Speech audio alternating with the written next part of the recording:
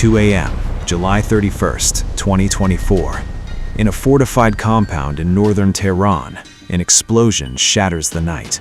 Within seconds, alarms scream. Guards rush toward a specific building, but they already know they're too late.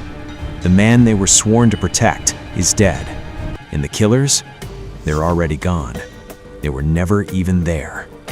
What you're about to witness is the anatomy of an impossible assassination. A mission so audacious, so meticulously planned, that it would redefine the boundaries of modern intelligence warfare. This is a story of patience and penetration, of secrets buried deep inside enemy walls, of a single moment that was years in the making. Ismail Haniyeh was a man of contradictions.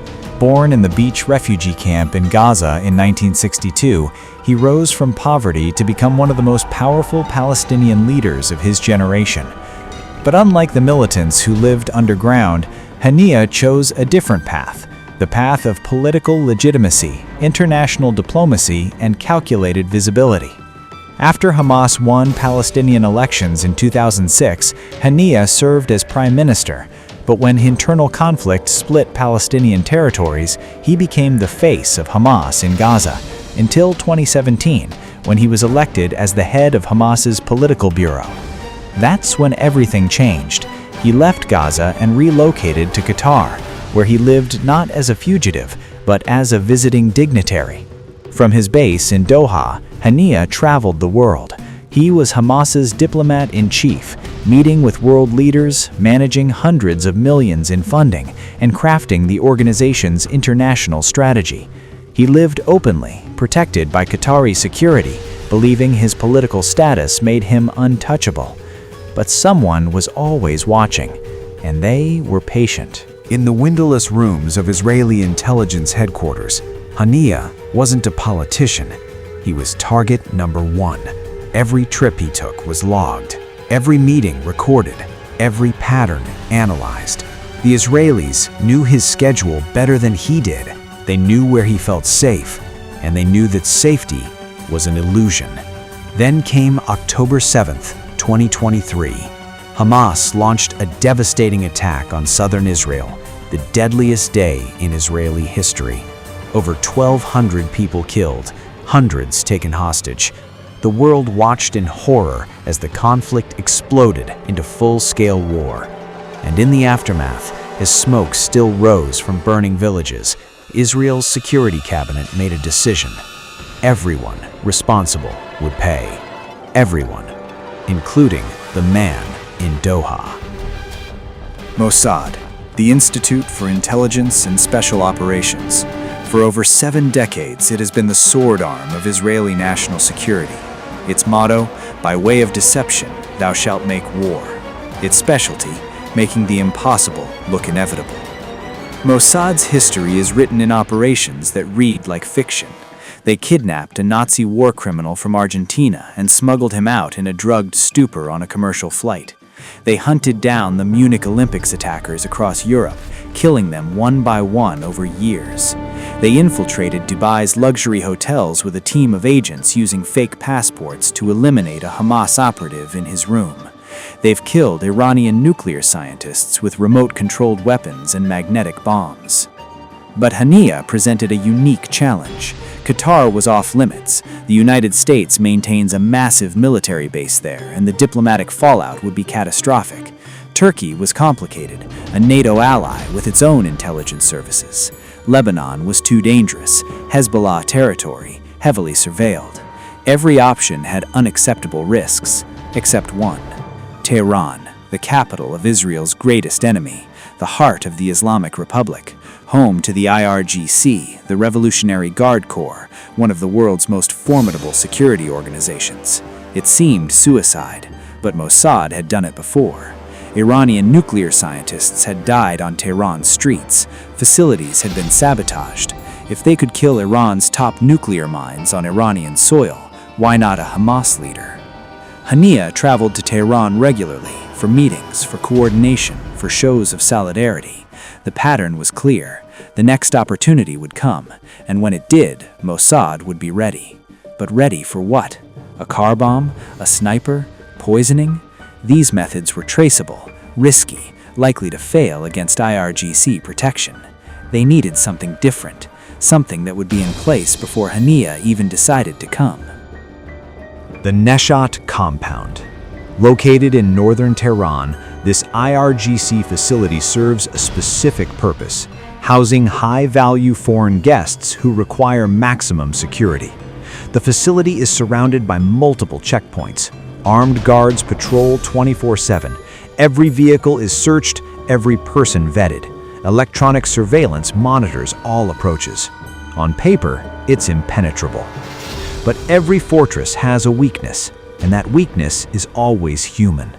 People build the walls, people maintain the systems, people clean the rooms, and people can be compromised. According to intelligence sources and investigative journalism, particularly reporting from the New York Times, Middle East Eye, and Iranian officials' own statements, the operation likely began months before the assassination. Mossad needed inside access. They needed someone, or multiple someones, who could move freely within the compound. Contractors, maintenance workers, perhaps even IRGC personnel themselves. Recruiting agents inside Iran is Mossad's darkest art.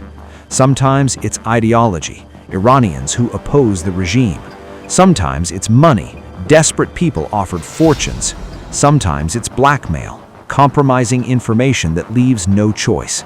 And sometimes it's deception, assets who don't even know who they're really working for, believing they're helping Iranian reformers or business interests.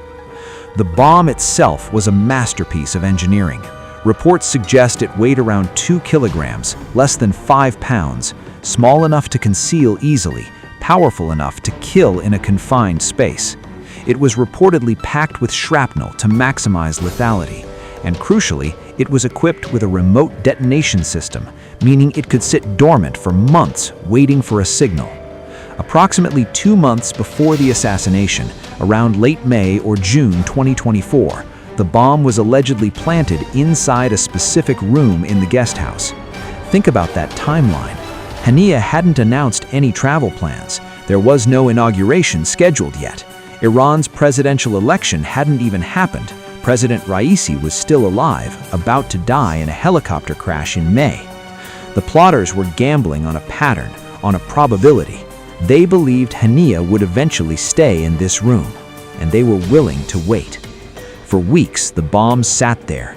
Cleaning crews came and went. Security likely swept the room multiple times with standard detection equipment, but the device remained undetected, either because it was too well concealed or because it was specifically designed to evade Iranian detection technology, or perhaps because the sweeps themselves had been compromised. This remains one of the operation's deepest mysteries. Then fate intervened. On May 19, 2024, Iranian President Ibrahim Raisi died in a helicopter crash. Emergency elections were called, and when the results came in July, reformist candidate Masoud Pezeshkian had won. An inauguration was scheduled for July 30th. 4 dignitaries were invited, and among them was Ismail Haniyeh. On July 30th, 2024, Haniyeh's security team would have conducted their standard threat assessment. Tehran presented risks. Israel had killed there before. But this was an official state visit. The IRGC had provided assurances he would stay in their most secure facility. The calculus said, acceptable risk. They couldn't have been more wrong. Hundreds of miles away, Israeli intelligence was tracking every movement. When Haniyeh's plane took off, they knew. When it landed at Tehran's airport, they knew. When his convoy drove through the city streets toward the Mossad compound, they knew. And when he checked into the room where a bomb had been waiting for 2 months, they knew. Haniyeh attended the inauguration ceremony. He sat among Iranian officials, foreign ambassadors, and dignitaries from across the region. Cameras captured him looking relaxed, engaged. After the ceremony, there were meetings with Iranian officials, with other Palestinian factions, with allies and intermediaries. Everything proceeded normally. As evening fell, his motorcade returned to the Mossad compound. Standard security protocols would have been followed. The building was checked. His personal bodyguards took positions. At some point that evening, Haniyeh retired to his room, the room that had been prepared for him, the room that had been waiting for him. He had no idea that every moment from this point forward was borrowed time. The hours passed. Midnight came and went. Tehran slept, a city of 9 million people, unaware that history was about to be made.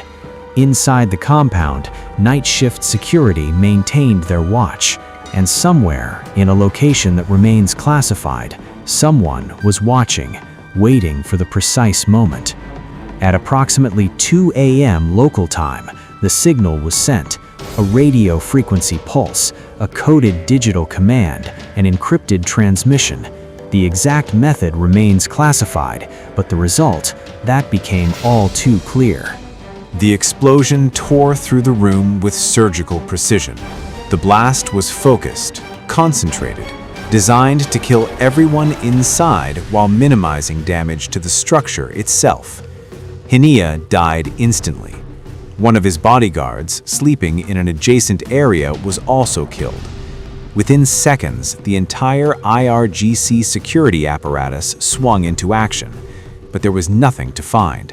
No assassins fleeing the scene, no car bomb to defuse, no sniper position to raid.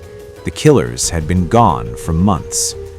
Iranian forensic teams descended on the scene. What they found confirmed their worst nightmare. This wasn't an external attack, no missile, no rocket. The bomb had been inside the room, inside their facility, inside the very walls meant to protect their guest. The security breach wasn't just catastrophic, it was unthinkable. As dawn broke over Tehran, the news spread like wildfire. Hamas confirmed their leader's assassination. Iran's supreme leader, Ayatollah Khamenei, vowed harsh punishment for Israel. Hezbollah called it an act of war. The Palestinian territories erupted in fury. And Israel? Israel said nothing. Prime Minister Netanyahu's office released no statement. The IDF had no comment. Mossad, as always, remained silent. But their silence spoke volumes. Security experts around the world dissected what had happened. The consensus was unanimous. This operation required extraordinary capabilities, deep penetration of Iranian security, long-term assets inside Iran, technical sophistication in bomb design, patience to wait months for the target, and the absolute certainty that when the moment came, the weapon would work perfectly. Only a handful of intelligence agencies in the world could attempt such an operation, and only one had the motive, the history, and the willingness to do it in Tehran. The recriminations inside Iran were swift and brutal. Within days, Iranian authorities announced arrests. Over 20 people were reportedly detained. Security personnel, contractors, individuals with access to the compound. Some were likely genuine suspects, others possibly scapegoats. Iranian intelligence launched a massive mole hunt, trying to identify how deep the penetration went. Because if Mossad could plant a bomb in an IRGC guesthouse, what else had they compromised? The assassination pushed the region toward the brink. Iran promised retaliation, but faced a dilemma: respond too aggressively and risk full-scale war with Israel and possibly the United States, respond too weakly and look impotent before their allies and their own people. For weeks, the world waited for Iran's counterstrike, fearing each day might bring regional conflagration. For Hamas, Haniyeh's death was a devastating symbolic blow, but not an organizational collapse. The group's military wing continued operating in Gaza. New leadership emerged, but the message had been sent and received. Nowhere was safe. Not Doha's luxury hotels, not Ankara's diplomatic quarters, not even Tehran's most secure IRGC facilities. If Israel wanted you dead, Location provided no sanctuary. This assassination joined a long roster of Israeli operations across borders and decades. What makes it historically significant isn't just that it succeeded, but how it succeeded. The patience, the penetration, the willingness to conduct the operation not in a neutral country, but in the capital of their greatest enemy. It represented a new threshold in the shadow war between Israel and Iran, a war fought with sabotage, cyber attacks, assassinations, and proxy conflicts. The Tehran operation showcases 21st century intelligence warfare. It combined timeless human intelligence, recruiting assets, gaining access, maintaining cover, with modern technology, remote detonation systems, satellite surveillance, encrypted communications, and possibly cyber infiltration. The old spycraft married to new capabilities. The result is a form of warfare that respects no borders, acknowledges no sanctuaries, and operates by rules most nations never agreed to. So many questions remain unanswered. How many assets did Mossad have inside Iran? How deep does the penetration go? Were Iranian officials involved or just desperate contractors? How did the bomb evade detection for 2 months? Could this happen again to other targets in other locations? Iran doesn't know. Perhaps even Mossad doesn't know the full picture. Operations this complex often involve compartmentalization so deep that no single person sees the whole design. What we do know is this. On July 31st, 2024, at 2 a.m., in a fortified compound in Tehran, a bomb detonated. A man died, and the reverberations of that explosion are still echoing across the Middle East. History will judge whether this assassination advanced peace or prolonged conflict, but no one can deny its audacity. No one can question its precision, and no one can forget its message. In the world of intelligence warfare, there are no safe havens. There is only the hunter and the hunted, and the eternal question, which one are you? For Ismail Haniyeh, the answer came at 2 a.m.